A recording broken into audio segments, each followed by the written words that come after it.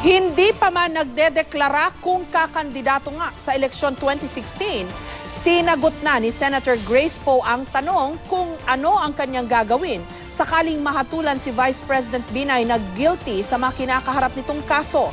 May report si Jamsi Sante. Hindi pa siya nagdedeklara ng intensyong tumakbo sa 2016. Pero ang tanong kay Senadora Grace Poe sa event ng Rotary Club of Manila kanina ukol sa mga balak niyang gawin sakaling mahalal siyang Pangulo. Isa sa mga tanong sa kanya, ipapakulong o bibigyan pa niya ng pardon si Vice President Jejomar Binay na nahaharap ngayon sa mga alegasyon ng katiwalian. Sabi ni Poe, susundin niya ano man ang magiging hatol ng korte. Pero sakaling mapatunayang may sala si Binay, any president in office after this president who pardons them will lose his or her legitimacy.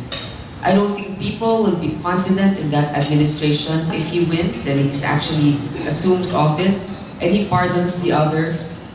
I think that he will start from the wrong foot and I don't think that administration will last. Nanindigan din si Poe na may nakitang batayan ng Senado upang irekomenda ang pagkakaso ng plunder laban kay Binay at iba pa kaugnay ng overpricing di umano ng Makati City Hall Building 2. Tila sarado na rin ang pinto ni Poe sa posibilidad na magtambalan sila sa 2016. I don't want to sound arrogant or conceited, but the point is,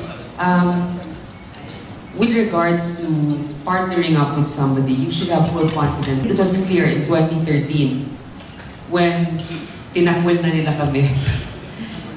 Hindi naman, what I'm saying is that, sir, friendships are important, family is important, but once you become an elected public official, your first and foremost obligation and loyalty should be to the people.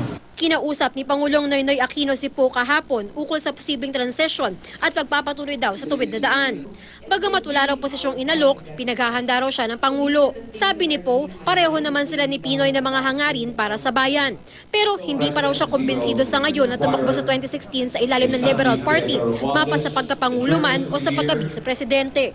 I really trust and confidence in our president as a person. I know and I've been open about it, that I respectfully sometimes disagree with certain things that are being done. After all, the tuwid na daan is not just being traveled by the president alone. There are others behind him and sometimes they go off course. Pero hindi pa man nagdedeklara si Poe, si dating Negros Oriental Representative Jacinto Paras handang maghain ng disqualification case laban kay Poe sa oras na mag-anunsyo ito ng kanyang kandidatura. Kini-question kasi ni Paras ang residency requirement ni Poe.